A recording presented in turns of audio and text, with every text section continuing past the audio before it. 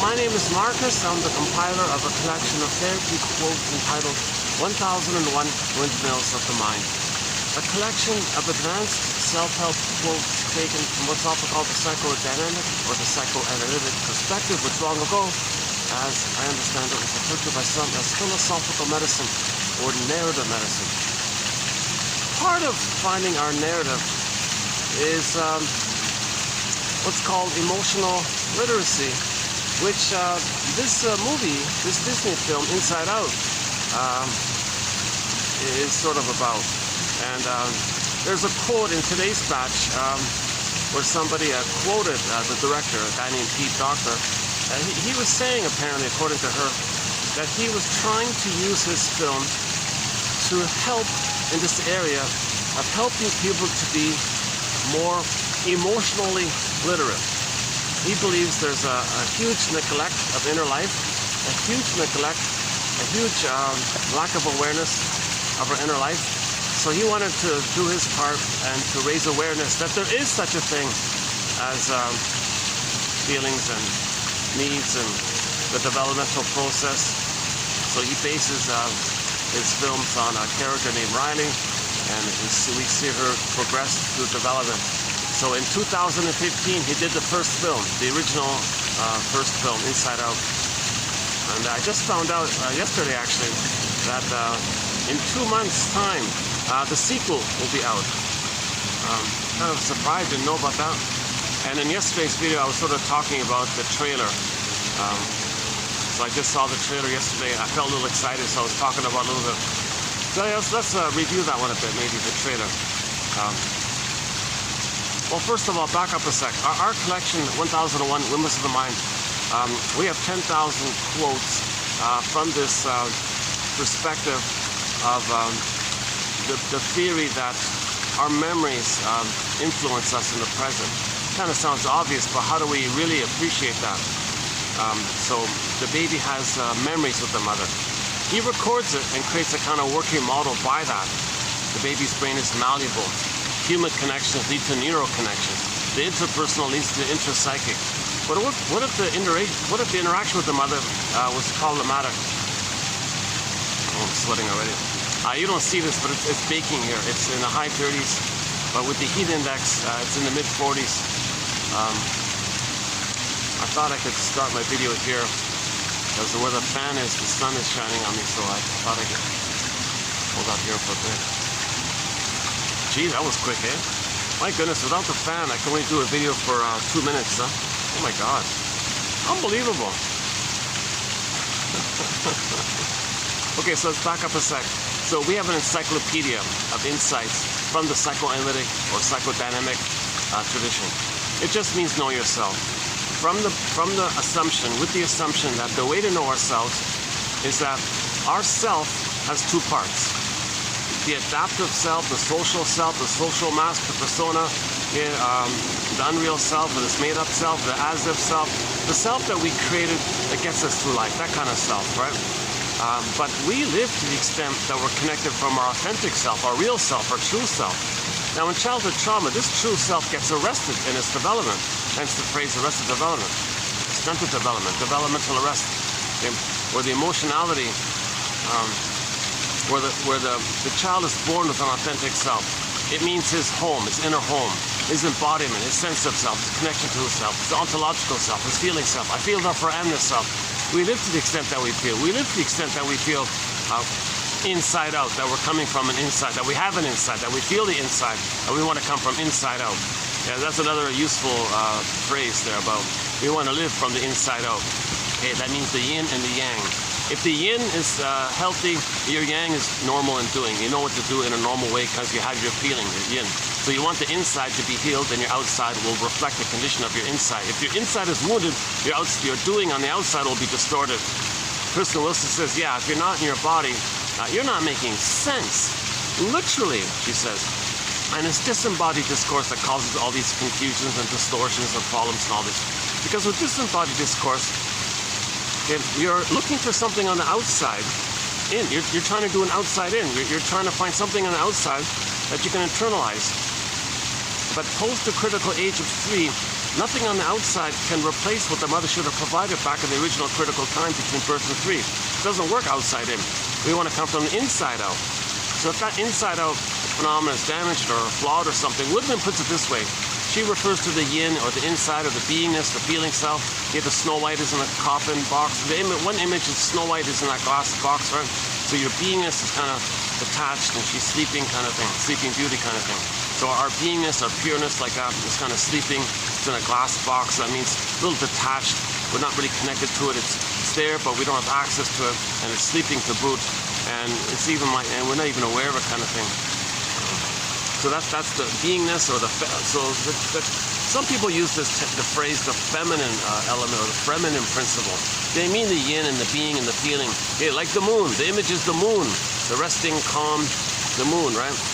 Or evening, like night, day and night. So that's the nighttime, resting, beingness, just resting kind of thing. So some people refer to it as the feminine principle. And Windmills says, if the feminine is wounded, our masculine, our doing is distorted. So you want a normal doing, well, you got to fix the feminine, like the inner. That's what this is all about. We want to correct. We want to get a healthy inside out. If we feel disconnected from our inside, we're actually symbolically hoping that something outside can give us an inside. But we already have an inside. It's just frozen, petrified, turned to stone, numb, feeling unreal, down a tunnel, down a cavern, sleeping beauty. Any kind of character in the fairy tale that's turned to stone, petrified, frozen, flash frozen. These are metaphors to describe trauma. The child has an authentic self. He has needs with the mother, to feel safe with the mother for its blossoming. For whatever reason, mother's misattuned, malattuned, old cunning tail, mother misses it. Whatever reason, something goes wrong, mother doesn't do it. What does the child do as a desperate emergency? He takes his authentic self, his beingness, his Snow White, his beingness, his pureness, his authentic self. He takes that original, authentic, real self that we're all born with, that connects us, that gives us the feeling of being at home, and gives us the natural, pleasurable sensation that comes from that. Okay, so I feel, therefore I am. And the feelings is, the symbol is the golden ball, like the radiance and the vibrancy of the feelings. So joy is sort of the main animating emotion from our beingness. Okay, so one author called the Tao Te Ching, Lao Tzu, from thousands of years ago. One translator translated one of his poems regarding this as the serene joy. So Lao Tzu, from whatever, 5,000 years ago, whatever it is, described joy as the serene, inexhaustible fullness of being. Fullness of being, that's your embodiment. And the natural animating vibes that come out of that is the joy carrier, like the sun, the joy, the pleasure. So that's a serene, pleasurable, serene, calm, pleasant, pleasurable kind of feeling. So joy runs the console kind of thing. Yes, of course, joy can take a variety of forms, but the main animating emotion in normal development is serene, calm, pleasant, relaxed, easygoing, connected to yourself. You're enjoying the moment, you're enjoying the pleasant. And yes, joy can step aside and let other feelings at the console. Okay, back to Disney film Inside Out, right? So joy can step aside, let sadness run the console. Because there are losses, and we need sadness at the console to admit the loss. Once we admit the loss, sadness can step back and joy can come back to the front. See, we need sadness there to admit losses. But the psychic structure needed to have sadness there, to admit losses, so we don't get stuck with complicated grief or aggravated grief or the derailment of the grief process, which turns people into curmudgeons and bitter, stingy, grumpy characters due to the kindling effect over time when a person is reminded of losses, and each loss brings up previous unprocessed losses, and it goes on and on like that, the so-called snowballing effect of an inability to mourn losses, because so the psychic structure needed to have to be able to mourn losses is what's called differentiation, i.e. meaning have that authentic self with you. That authentic self stays with you if the baby feels safe with the mother. If the baby feels safe with the mother and he has his authentic self and he's safe with the mother, then at 4 to 5 months ballpark, at the age of 4 to 5 months old, he can maintain it. and have it differentiated, and he can keep it. So that's a critical time, the 4 to 5 months period. A little debate about the range there. Some say 3 to 6, some say 2 to 7 months. I've still been using Margaret Mahler. She's the main authority here. And so she says on average, it's 4 to 5 months. The child sense in his mind, in the mind of what he understands about himself. And he can maintain that given authentic self that we're all given. He can maintain it because he felt safe. That original safety from birth to 4 to 5 months is sort of the feeding. It's like the nourishing time to allow it to feel consolidated enough, feel strong enough, I guess, to have its own distinct hatching out of the egg. So the baby and the mother kind of blurred up like a one little egg like that. At 4 to 5 months, he can hatch out of that. Out of the fusion of the two being meshed up all as one, at 4 to 5 months, his sense of self hatches out of that blurredness that was there prior. Then now he's on his way. That's a critical thing. Okay, and assuming he resumes development, age 3, he maintains his authentic self. Then the memory is, well, mother loved him and he was loved. He's okay, mother's okay. I'm okay, you're okay. That leads to mutuality. That leads to the normal state of affairs. We're all people, we're all members of the same family, we're all not perfect, so we can recognize that if we have empathy, understanding. And we have the quote unquote more human side of being human, the more normal range of humans, that the feelings are there. So there's empathy, there's gratitude, there's appreciation, there's delight, there's creativity, spontaneity, tenderness, affection, making I statements, sharing, intimacy. And if there's a mistake, you feel badly, you want to make amends and make it right, there's that kind of more human warmth of it all. That's the normal state of affairs. And also with the normal state of affairs, when the child gets a psychological birth, ballpark age 3, he has that ability to recognize his uniqueness. And when he expresses what's unique about him, that for him is meaning and pleasure and joy, a path of heart, loving life, and it's a delight like that. And that's because he's expressing his uniqueness, his gifts, and he's aware of it when he feels safe to know it. If the baby's traumatized, he's stuck in survival mode. He doesn't feel safe to know himself.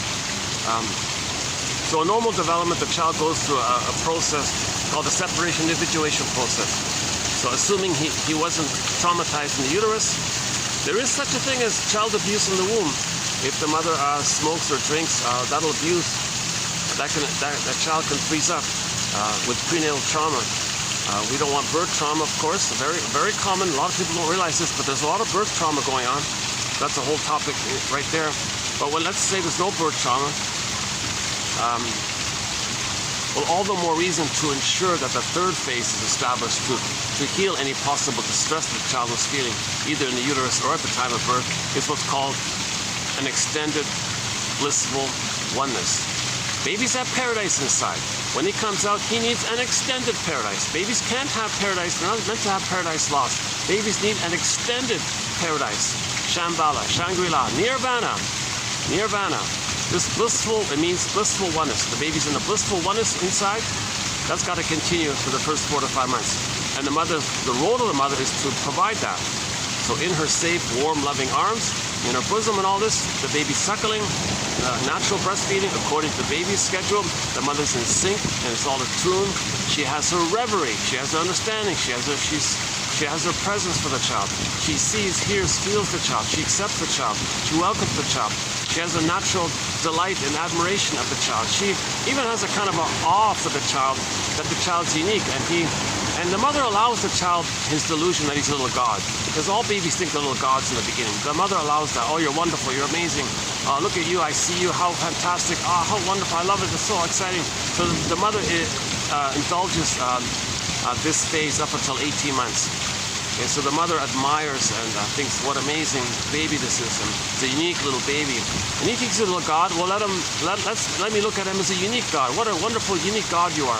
The mother's meant to kind of see the child fully, unconditionally, in a glorified, admiring way kind of thing. Up until 18 months. Then the child doesn't need it anymore. It dissipates naturally.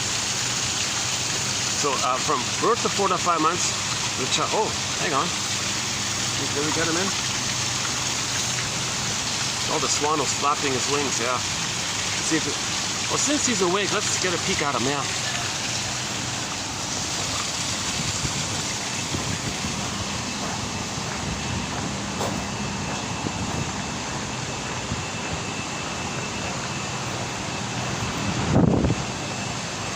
Oh, okay. Well, hang on. Let's see. Easy. He's busy. Hold on a sec. Yeah, he grooms himself a fair bit. Oh, there he is. Yeah. Are we seeing? Are we getting him in the camera here? Sort of. Oh, here we go.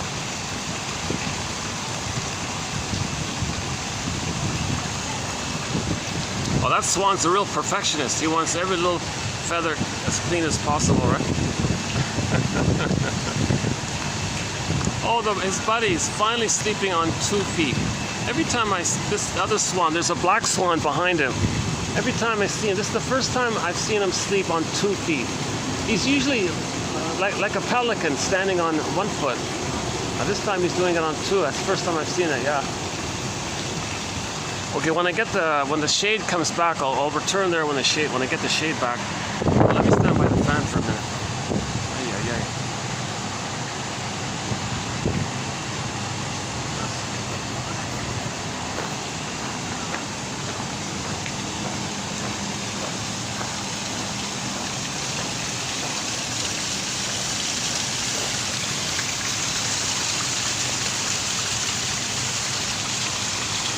Okay, I won't cover the secure attachment style, but it has 5 parts. The baby needs paradise in the uterus, the blissful oneness. That's the time when the baby thinks he's a little god, he's a king, he's on the throne, everything's for him, everything's about him. He thinks the mother's him. So that's called infantile megalomania. This glorified, idealized, all-powerful. He's alive, he's got his authentic self, he's got his golden ball, so he's enjoying the present. So he's happy in the present. The power of the mother, he confusingly thinks it's his power, so he feels like a powerful God even, like right? And he has no understanding of boundaries yet. Like he doesn't know where he begins and ends and where the mother begins and ends. It's all meshed up in there. It's all symbiotic, it's fusion, merging, mother-infant, dual unity, unico mystica, one with this big mystery. So the child thinks in this solipsistic, the theory is he has this solipsistic idea that everything is about him, everything's for him. Is he the whole universe? Is he some self-sufficient whole universe? Or is he maybe just like the center of the universe and the whole universe takes care of him? So he feels really powerful, chosen, special, something like that, or very elite, like very special like this, that everything around him is taking care of him. Unconditional hallucinatory omnipotence. He's a magic man, a magic baby. Has a thought, needs get met. Needs food, there it is. Needs oxygen, there it is. Okay, for the waste elimination, it spirals up the 2 veins to the placenta. Placenta metabolizes everything. Whoa, smooth, automatic, unconditional. Baby doesn't have to do anything. No interruptions. What he needs, it gets met. Is he a magician? Everything take care of him? Is he so special like that? So he has this quite inflated kind of idea. Yeah, so Jenna Paris refers to the baby thinking that he's maybe on the throne. Different ways of saying it. The typical jargon is infantile megalomania, egocentricity. Karen Horney uses the glorified self, the idealized self. I'm not too familiar with I'm not too keen on the ego ideal, this perfect kind of thing. I'm not so sure how helpful that phrase is. Gordon likes to use it a fair bit, but anyways, the point is the baby thinks, as the Robert Bly jokes, he's in ecstasy. He's got the blissful oneness. So he's times were good, he jokes. He's in the garden, again, he's in the Garden of Eden. Everything's for him. Now, the image for this in any kind of myth, okay, when there's any kind of story about paradise, and it's forever, no needs, no desires, because all your needs are want. Everything's perfect. You're in a blissful state. Baby doesn't have to ask for anything. There's no frustration. He's in this blissed out kind of place. That's why Robert Bly jokes he's in a kind of ecstasy kind of thing. But he's not addicted. This phenomenon of addiction is when a person goes back to that. The baby's moved up into it. He's going to get out of it by age 3. So he's just developing through that kind of thing. He's not dependent on it. He's just passing through it. And the addiction phenomena is when people feel stress in life, or there's trauma later on in life, then they want to go back to that blissful place, and then they get an experience of that happy time which they forgot. And when they do that, they deny their problems, so they go back. And each time they do it, they're further away from themselves, and they're getting older and older, and they're getting further and further away from themselves, so they're going back and back all the time, and they're dependent on it. and then they need it more, and they depend on it more, and they're getting further and further. And when you get further and further away, there's more pain, so you want to go back. See, this is the problem with the addiction kind of phenomena. So the baby's not addicted. He's just in a blissful, ecstatic, happy, excited kind of feeling. People get a glimpse of it on the honeymoon phase of marriage when they're so blissful. We can do anything, just the two of us, all this. So the baby and the mother is just the two of them. But from the baby's perspective, it's just him. He doesn't understand that there's a separate person out there. He thinks it's all just him. So this is symbolized in the Greek myth of Narcissus. He looks into the pool of water, he sees his reflection, it's all him. Like he's blissed out. Wow, that's so amazing. So they describe it as him being in love with himself. But the point is, it's just him. What about his feelings? What about his soul? What about his real self? His real self, his inner Snow White. What about his authentic, real, pure, authentic, real self? What's going on there? Well, that story implies that he was unmothered. He was unmothered or improperly mothered or an absent mother. Something happened there. And he didn't get what he needed. So he was stuck there. So his soul, with Miss Echo, was disassociated, repressed and disassociated. So she was flying off in the corner. Yeah, and in the story, Echo turns to stone. Okay? So Echo and Narcissus are two aspects of one mind. They're not separate outer characters. They're metaphors for inner dynamics. They're like dreams. They're soul stories. They're true on the inside. Echo and Narcissus are just two aspects of one traumatized mind. Myths and fairy tales talk about a traumatized mind. Okay, so if that story refers to somebody being unloved, so in the mind of that person who was unloved, they're taking refuge in that blissful time. That's their safety kind of place. But their humanness, it's rejected. And that's symbolized by the feminine principle, or the yin, okay, the pure, like the authentic self. So the mind, the person with that mind, put their true self into cold storage. It's frozen like that. When you do a painful thing like that, at the same time, you're going to blank out by it. You're going to disassociate by it. So it's there and disassociate. It's repressed and disassociate. That's why we see Echo often flying on the corner like that. And Echo became a statue. So that the metaphor means the person felt emotionally turned to stone. A metaphor, it points to it. He feels, the jargon is alexithymia, or affect phobia, emotional illiteracy, low EQ, okay, or low EI, emotional intelligence. That means he doesn't know his feelings. Okay? He doesn't have feelings available to him to fill in for any feeling words that he might use. There's no feelings for the words. That's called aphimoalexia. We recently covered this about a week ago. So yeah, we covered, check out the quotes for the past couple of weeks. You'll find it there. Or alexithymia, because we don't have access to our feelings for the words. We don't know where our feelings are. So how do we find the right words if we don't know what the feelings are? So that's no words for feelings. That's called alexithymia. No words for feelings, literally. A for no, lexia means lexicon, words. Thymia in Greek means feelings and our mood and all this. Here comes the sweat again. Oh, I'm right in the sun again. Oh, that's why. It's really been a struggle lately in the heat, getting light, and getting a fan where there's a working plug and an outlet and all this. So I gotta go to the fan here. Hold on a second.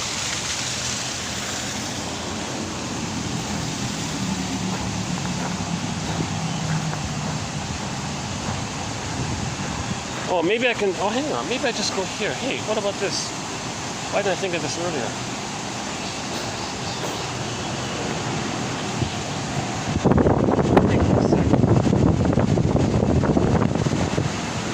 Yeah, maybe, let me make a little adjustment.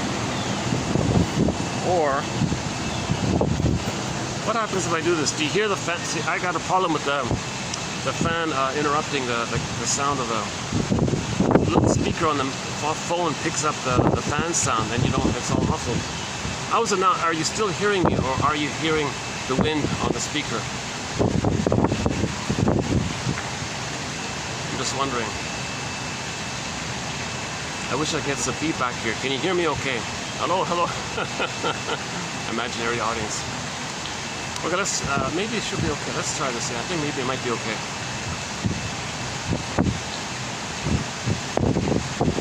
I'll just do it for a few minutes and see how it goes.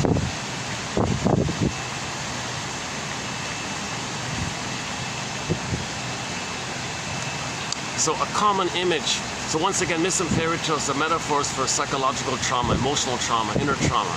They describe what's going on in the mind.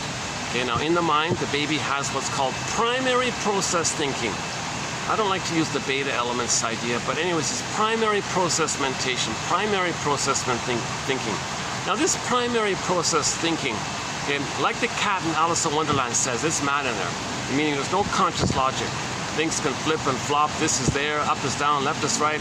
There's no time in there, that's the key one, there's no time. And morphing and flipping can easily take place because it's all a little bit topsy-turvy like that. And that's called primary process mentation. Symbolization, condensation, displacement. This can represent this. This could be code for something else that was for something else. And like a little labyrinth, a little bit like that. You gotta like follow it like that. So this is called primary process. So all babies are coming from this primary mind, this primary process mentation. It's pictorial, no vocabulary, no words, it's imaginal. Baby's small size, mother's got all the power, baby's dependent on the giantess in the nursery, so from the baby's experience, the mother's a giant, or giantess. Now, and if he's enraged, the monster's enraged. If he's hungry, the monster's hungry. So that's what we mean by primary process mentation.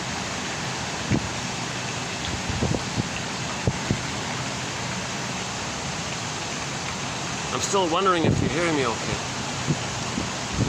Whenever the wind crosses the little microphone, it muffles the...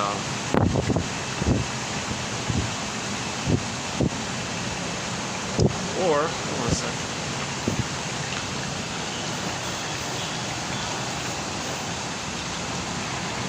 Is that better?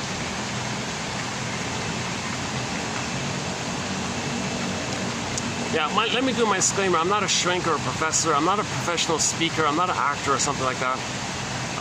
I only have a BA. I'm the compiler of the quotes. So we have a 10,000. So we have a 10,000 quotes in our collection. Not too short, not too long. Very clear, easy to follow. Fun quotes, clear quotes, educational, fun and educational. So we'll be doing these today. 2805. One from Robert Bly, a couple from Maria Tatar, a couple from Yves Hendrick, and a couple of other loose ones here. And so stay tuned, we've got some good quotes coming up, as is the case in every video. So we have 10,000 of these quotes. Okay, we've got 2,000 pages like this. 2,000 pages. Imagine this times 2,000. It's a virtual encyclopedia of insights from the psychoanalytic tradition. And they're mostly written by medical doctors. These are soul doctors. Okay, when we say medical doctors, we mean the ones. Okay, when we say shrinks, we mean the medical doctors who got tired of playing whack-a-mole with people's symptoms and decided to specialize in the talking cure. So they went to the talking cure. The humanistic. It's very humanistic. Like you're trying to find your story, construct your story, be a detective, piece your story. Grief is when you have your story, you know yourself. You can forgive and get back yourself. You got to know your story. You got to raise consciousness. Where it was, ego shall be. So we want to repair the ego, restore the ego. That's what these quotes are about.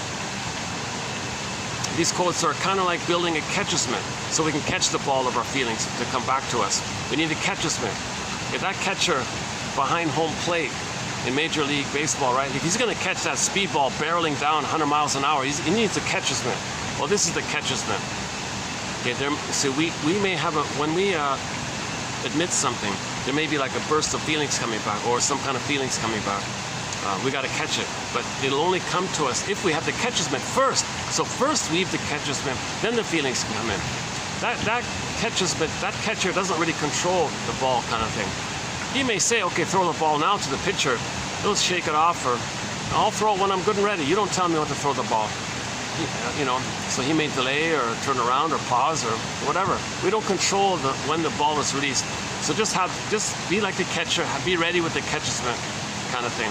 Okay, this is I'm sort of spinning this from a famous poet. He said psychoanalysis looks for an egg in a basket that's missing.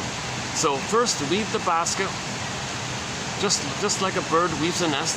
Then there can be an egg. In the egg, there can be the new feelings coming back to you called emotional knowing. So this is cognitive knowing, the yang, then the feelings come in, kind of thing. Yeah, this is building, these quotes are giving us night vision to give us a lantern in the unconscious.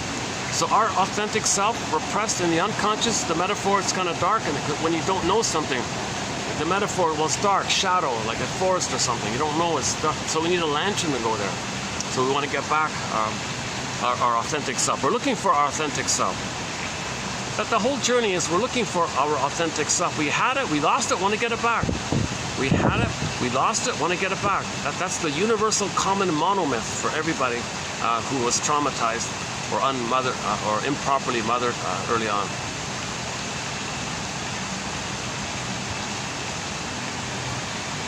So I feel there for M. These are the two elements of the authentic self, if you can put it that way. So there's the amness, that's the embodiment. That's metaphorized in myths and fairy tales as a character. If there's a character in a myth or fairy tale who turns to stone, statue, petrifies, frozen, freezes, flash frozen, an iceberg or something, it becomes wooden, becomes stuffed animal or something, or regresses, or is lost, or innocence is in another lost place, anything pure like that, that's somehow unavailable to the person in whatever form it takes. This motif can take infinite variations, but the motif is the same. Our authentic self, we're not in touch with it. It's either frozen, petrified, etc. Now, related to the frozen self, what about the feelings part of it? How do we describe that? Well, the feelings part of it can be described as the golden ball. So that goes down the well, goes down the well. In some fairy tales, they describe them as together. So in the Iron John story, okay, the metaphor for a person's embodiment was the Iron John character. And he was in the forest, locked in a cage, and the golden ball was also locked in the cage with the Iron John. So they were together like that. I feel there for I am. So the idea was, it's in the unconscious. We get a sense of losing our authentic self and our feelings. So we got that kind of link there. That's pretty good, actually. Now, how do we get it back? Well, the protagonist learns he needs the key. Where's the key? It's under his mother's pillow. Now, no mother's going to voluntarily confess that she used the baby to meet her unconscious. That's a secret. That's her unconscious secret. Okay, so it's hidden like that. Under the pillow, dark, hidden. Mother's under the pillow. The image is dark under the pillow. There's a key there. So you got to get the key. So you call your mother. Tell me about the truth. Did you use me to take care of you, to comfort you? Did you use me as a proxy of you, and did you shame me because you were shamed? Did you expect me to take care of you and save you? Did you use me as a teddy bear for you? What did you do to me here? She's not going to voluntarily confess that she used the baby to comfort her. So Robert Bly says you have to be a little more adamant and be more of a detective and make more of an effort to get the key, kind of thing.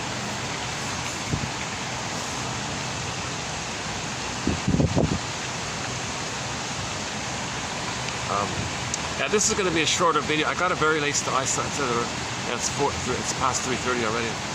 This is going to be a roughly less than 3 hours, I think. That's okay.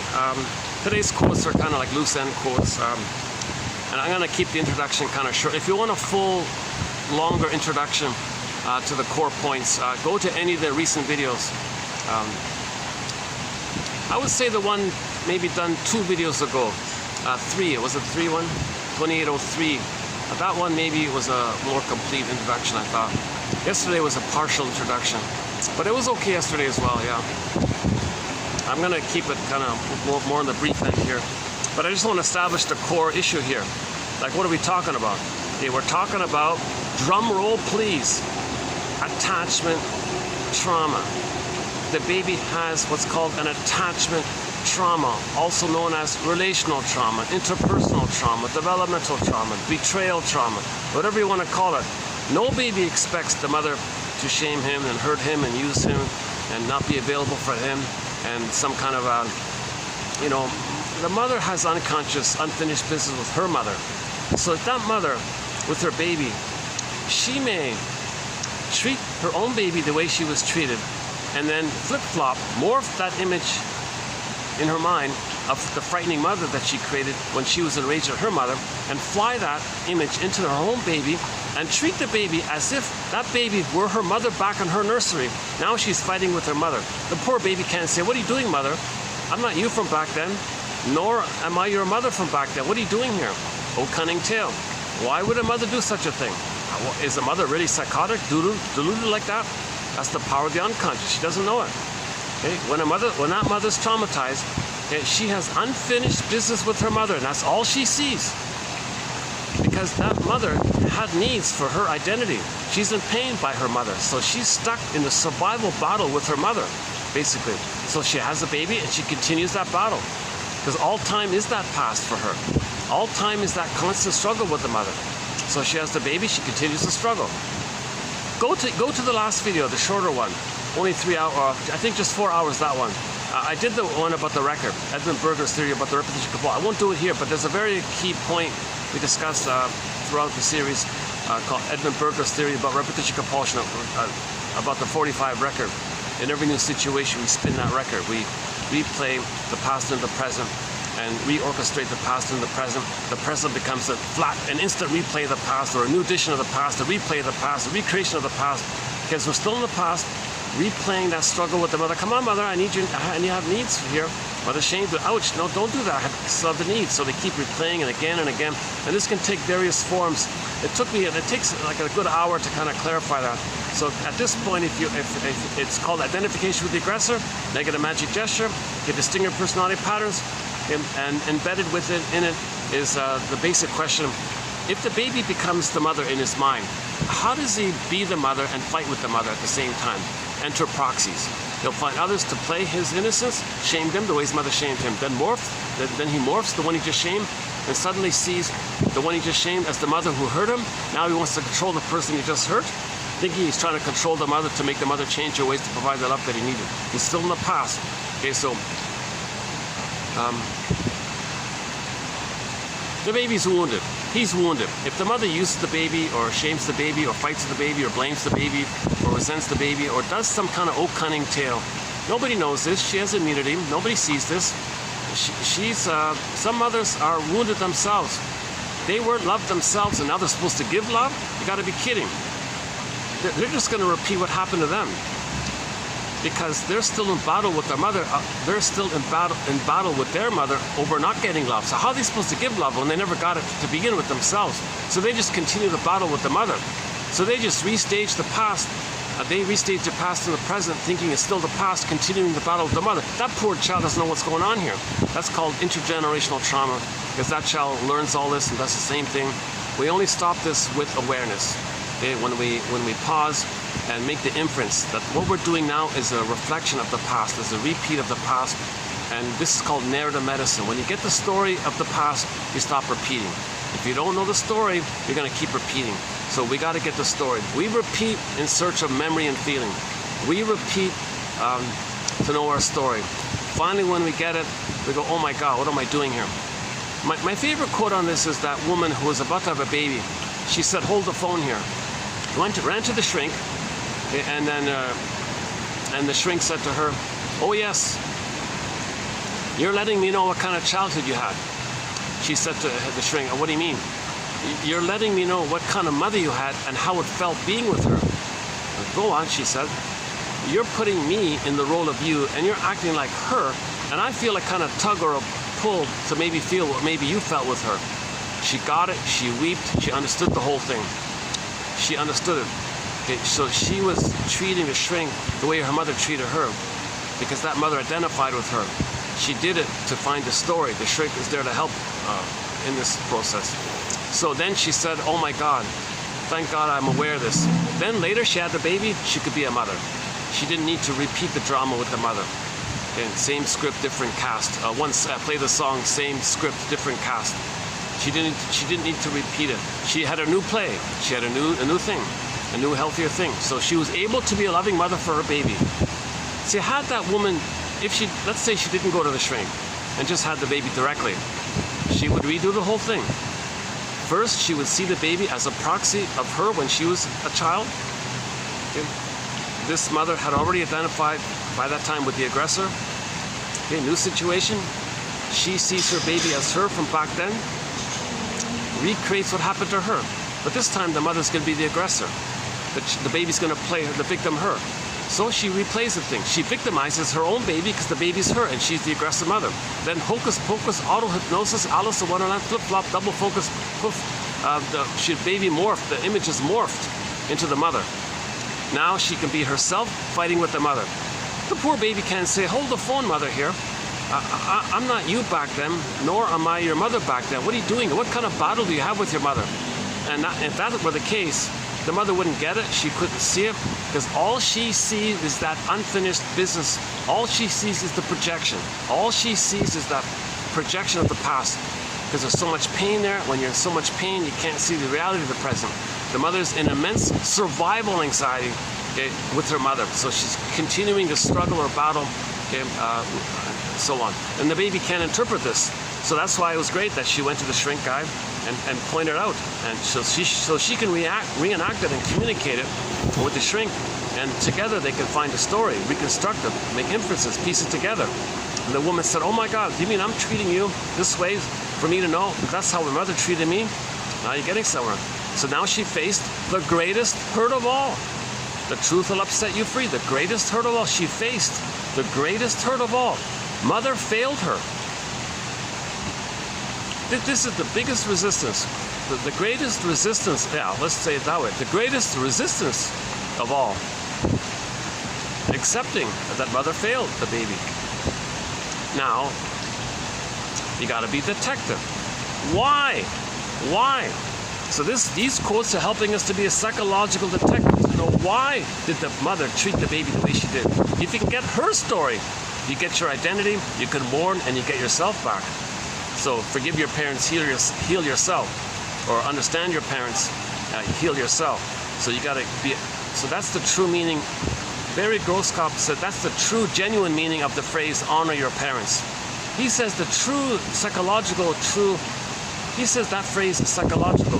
When you say honor your parents, you don't honor them when you worship them on a pedestal or demonize them as a witch or something. You got to see the humanness, that they're wounded, that they were confused and wounded, and that they're repeating, and they're crying for love, and they're wounded. So they couldn't provide the love because they were so wounded themselves. Nevertheless, they tried their best, and there's still some blessings. Get a balanced perspective. Okay, so enter Bruce Springsteen on YouTube. Type in Bruce Springsteen, Independence Day, Toronto, and listen to the introduction he gives to that song. He means like emotional independence day from the mother, like emotional freedom from the mother, emotional emancipation from the mother. And how did he do it, or how does the song talk about it? Well, so check it out. It begins with fathers and sons. Fathers and sons. That one there. You don't see him. The guy who filmed it was way, way up in the rafters. Everything's dark, but the audio is clear. That's the best introduction to a song, in my humble opinion, that I've ever heard. Well, that I've ever heard. I was saying before, musicians are artists. So I think my theory is in every concert, there should be one song that's given some kind of psychological introduction. Just one, that's enough. Like what Springsteen did. That's a good role model. That's a perfect role model. He's a perfect role model in that concert there of what every musician should do. Every musician in every concert should introduce one of their songs with some kind of psychological message. If they have no clue, then just say, dear audience, watch Inside Out. Or dear audience, read the comic psychoanalysis. Or better yet, dear audience, order 1001 Windmills of the Mind. That's my favorite. It's a minor admin fee. For a minuscule administrative fee, one can have this encyclopedia on their iPhone. It's an entire encyclopedia. 2,000 pages like this. 2,000 pages like this. It's a wealth of material. It's very nourishing. My hope, my sincere hope is that 1 out of 10 you'll like. If you read 10 quotes, 1 will click. 1 will go, oh my God. Like 1 will help. And you do it every day and you get 1 like that. Now you're getting somewhere. So you want to be a psychological detective. How's the fan? Are you hearing the interruption with the wind? I got a feeling it's okay, right? Maybe it's okay. You're still hearing me. If you can hear me, this is ideal because I get the breeze and it's not interrupting the audio. I'm trying to figure out if you're hearing me or not. Or if you're just hearing this muffling, this woofing sound by the wind. Okay, just to be on the safe side, let's move back here then.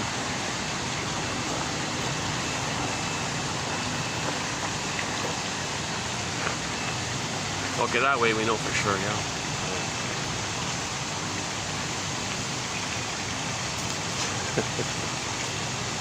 How's that? Okay. Okay, let's continue here. Oh, not a bad background. Yeah, that's good. I love the foresty motif back here. Nature, yeah. Trying to get back our natural nature, natural state, yeah. Okay, so so Echo becomes a statue. Okay.